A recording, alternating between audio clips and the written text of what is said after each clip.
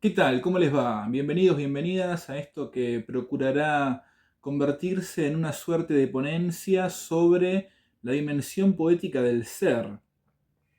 Un libro de mi autoría que vamos a tratar de explorar poética y filosóficamente. Para tal fin vamos a arrancar con un subtítulo que de alguna forma va a guiar esta conversación o esta exposición. El subtítulo es el siguiente: el logos poético en tanto ruta por excelencia para acceder a la realidad en sí.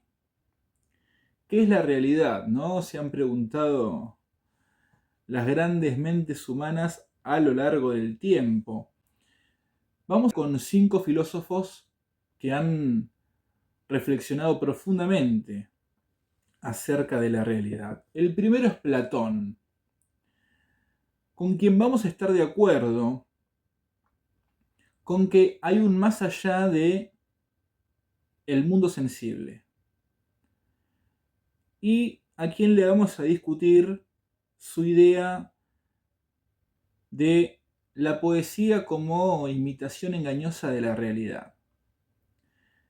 El segundo filósofo que vamos a tener en cuenta va a ser Baruch Spinoza, de quien vamos a tomar la idea de que hay una sustancia única, infinita y autocausada, y con quien vamos a discutir este racionalismo totalizante que proponía Spinoza.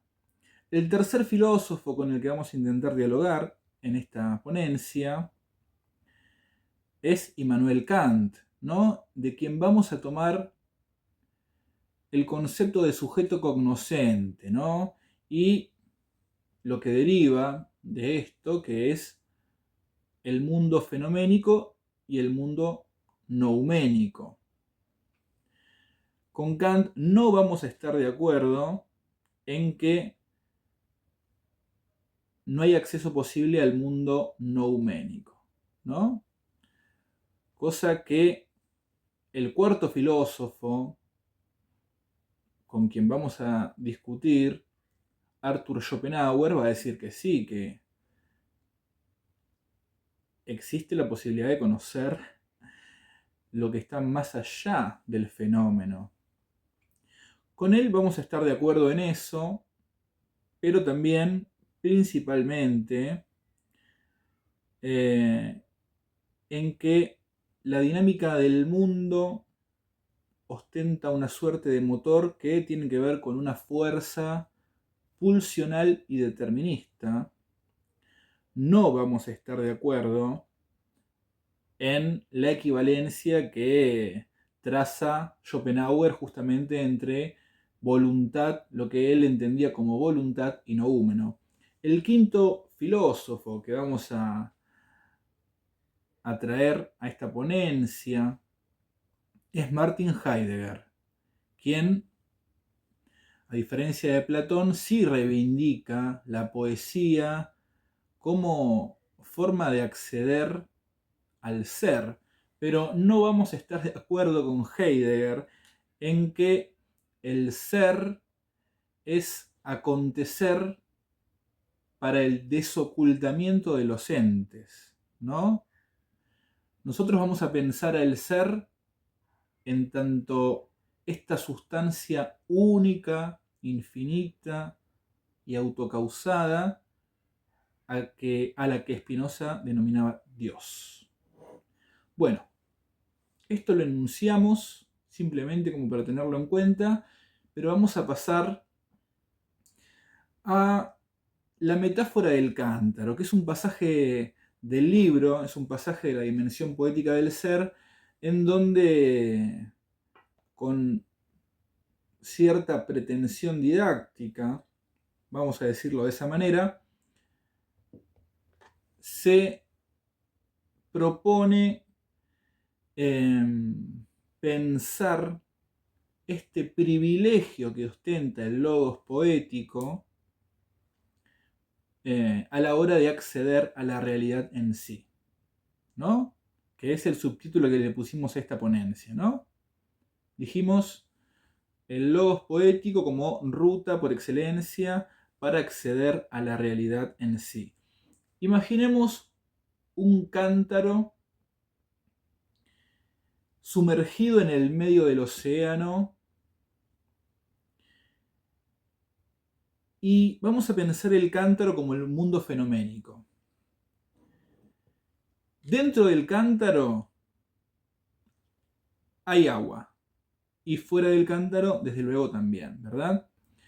Bien, el cántaro está abierto, ¿ok?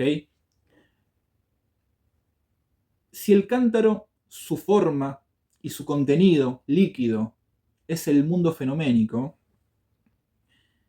lo que está por afuera del cántaro, lo que rodea el cántaro, sería entonces el mundo nouménico. El libro lo que propone es que la poesía puede funcionar de puente entre el mundo fenoménico y el mundo nouménico. ¿De qué forma? Bien, vamos a pensar 4 formas de conocimiento que puede el ser humano optar, ¿sí? Vamos a pensar el método científico, vamos a pensar el discurso filosófico, vamos a pensar el camino de la religión y vamos a pensar también el logos poético, ¿ok? Vamos a pensar entonces el método científico. Dentro de esta metáfora del cántaro, podemos entender que la ciencia se va a interesar por lo que yace bien en el interior de las aguas del cántaro. Mientras más la ciencia observe aguas que se alejan de ese centro, más la ciencia va a pensar que esos conocimientos, esas áreas, se convierten en pseudociencias. ¿Por qué? Porque el método científico busca lo medible, lo observable, lo verificable, ¿no? Desde la experiencia. Entonces, pensemos este cántaro que representa el mundo fenoménico y pensemos entonces que la ciencia no va a tener interés por lo que está fuera del cántaro. Pero la metáfora del cántaro incita a pensar que la realidad es más que ese mundo sensible, diría Platón, ¿no? Pasemos entonces al discurso filosófico. El discurso filosófico no está tan atado, tan rigurosamente encarcelado por el método científico, si bien la filosofía se sirve de la ciencia y hay un ida y vuelta entre la filosofía y la filosofía se permite ir un poco más allá, pero no tanto como para egresar del cántaro. ¿Por qué? Porque la filosofía trabaja con el lenguaje, con un logos racional. Quizás se puede correr hacia las paredes del cántaro y desde ahí entender que hay un más allá, hay un noúmeno, hay una realidad en sí, pero nada más. Vayamos entonces al camino de la religión. La religión, la experiencia religiosa, en esta metáfora del cántaro, sí supone la posibilidad de egresar de las aguas contenidas en el cántaro, ¿no? De salir a ese océano que envuelve al cántaro. El problema de la religión, ya empezando a comparar el camino de la religión con el logos poético, es que al comunicar esa experiencia también lo hace con palabras, también lo hace desde la razón. Entonces ahí aparece una suerte de traición, ¿no? Entre lo experimentado en el océano exterior a las aguas del cántaro y lo que se puede establecer racionalmente con palabras para comunicar esa experiencia. Entonces entra la poesía, entra el logos poético. Si la poesía se basa en la premisa de utilizar el lenguaje de forma deconstructiva, en esta metáfora del cántaro, la poesía de alguna forma está rompiendo la lógica racional del lenguaje, espejo de la razón. Por ende, la poesía, el logos poético, establecería la posibilidad de acercarnos a la superficie del cántaro. A la superficie del cántaro. a ese sitio en donde se cruzan lo fenoménico con lo nouménico. ¿Cómo? A través de la deconstrucción del lenguaje. Por eso el logos poético sería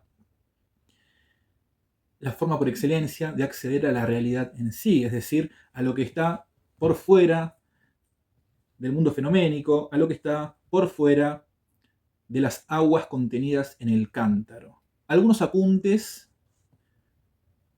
que extraje de la dimensión poética del ser.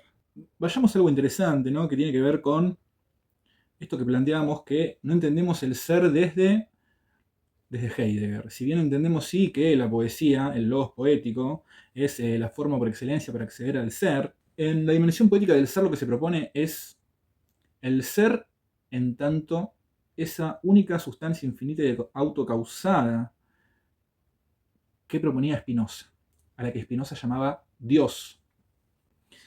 El ser en este libro guarda una equivalencia simbólica con universo, con la totalidad de lo existente. El lenguaje poético es la forma por excelencia para que el ser logre su más alto grado de autoconciencia. Planteamos una existencia monista, ¿no? Desde Spinoza. Planteamos un absoluto que es la realidad en sí, que contiene a la realidad para sí, y el ser humano es entendido como aquella expresión de la realidad, aquella expresión del ser, de Dios o el universo, por la cual la totalidad de lo existente adquiere su autoconciencia. La realidad fenoménica se estructura de forma racional y determinista. Si la realidad se estructura de forma racional, se estructura también de forma determinista, porque podemos entender que el determinismo es la expresión fundamental de la lógica racional.